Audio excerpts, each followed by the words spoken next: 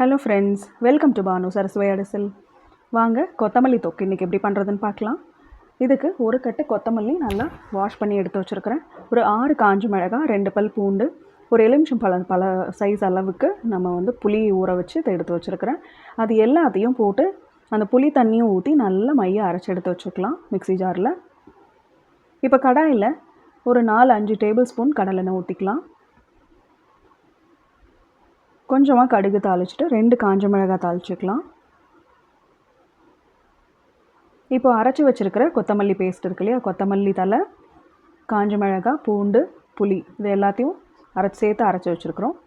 அதை அடுப்பை சிம்மில் வச்சு நம்ம இதை தொக்குக்கு ரெடி பண்ணியிருக்கிற பேஸ்ட்டை நம்ம இதில் போட்டு நல்லா கலந்து விட்டுக்கலாம்.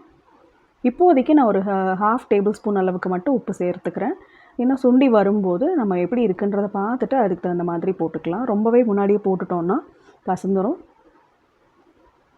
இப்போ இதை எல்லாத்தையும் நல்லா கலந்து விட்டுட்டு அடுப்பை மீடியம் ஃப்ளேமில் வச்சு தட்டு போட்டு மூடி வச்சு நல்லா கொதிய விடலாம்.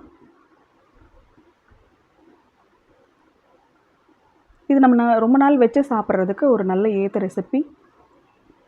ஸோ அதனால் இந்த அளவுக்கு எண்ணெய் ஊற்றினா நல்ல ஒரு டேஸ்ட்டும் கிடைக்கும், நம்மளுக்கு வச்சு சாப்பிட்றதுக்கும் நல்லா தாங்கும். இப்போ நல்லா கலந்து விட்டுட்டு தட்டு போட்டு மூடி வச்சு நல்லா கொதிய விடலாம்.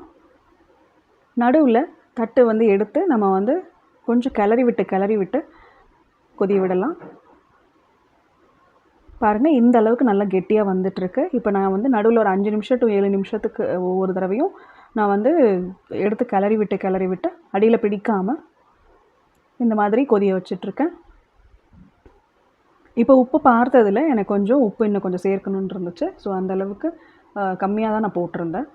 ஸோ இப்போ மறுபடியும் கொஞ்சம் உப்பு சேர்த்துட்டு, இது தேவையான அளவுக்கு உப்பு சேர்த்துட்டு இன்னும் கொஞ்சம் இது நல்லா கெட்டியாக வர வரைக்கும் நம்ம வதக்கி எடுத்துக்கலாம். நல்லா கொதிய விட்டு எடுத்துக்கலாம். பாருங்கள் நல்லா எப்படி எண்ணெய் பிரிஞ்சு வருதுன்னு. இது செய்யும்போதே வீடு ஃபுல்லாக ஒரு நல்ல மணமாக இருக்கும். அந்த அளவுக்கு நல்ல ஒரு கொத்தமல்லி வாசனை வீடு ஃபுல்லாக நல்லா ஸ்ப்ரெட் ஆகி இருக்கும். இது எல்லாத்தோடையும் நல்ல ஒரு காம்பினேஷனாக இருக்கும். இட்லி, தோசை, சப்பாத்தி, ஈவன் சப்பாத்தி மேலேயும் வச்சு நீங்கள் தொட்டு சாப்பிடலாம், தடவி சாப்பிடலாம். சாதத்துக்கு, சுடு சாதத்துக்கு ரொம்ப ஏற்ற சைட் டிஷ் இது. இது எப்படி இருக்குதுன்னு செஞ்சு பார்த்துட்டு எனக்கு கமெண்ட்ஸில் சொல்லுங்கள். வாங்க இப்போ சுட சுட இலையில போட்டு சர்வ் பண்ணலாம். தேங்க்யூ.